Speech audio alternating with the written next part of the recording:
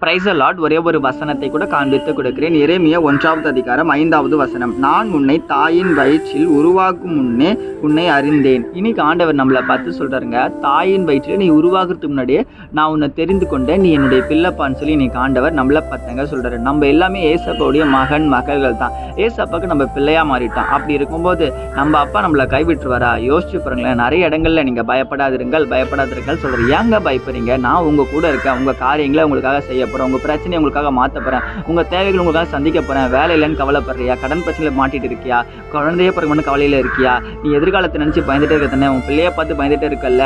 உன் கணவர் தப்பு பண்றாரு, அதை நினைச்சு பயப்படல? கவலைப்படாதப்பா, நான் உன் கூட இருக்கேன். உன் வாழ்க்கை உன்கிட்ட தான் இருக்கு. நான் அது பறிக்க மாட்டேன். நீ கண்டிப்பா மேல மேல உயர போற. உன் பிரச்சனையை நான் மாற்ற போறேன். மகனே மகளே, நான் உன் கூட இருக்கும்போது நீ ஏன் பயப்படுறேன்னு சொல்லி இன்னைக்கு ஆண்டவர் நம்மளை பார்த்தாங்க சொல்றாரு. தாயின் வெற்றி நம்மளை முன்குறித்திருக்கிறதம்மா.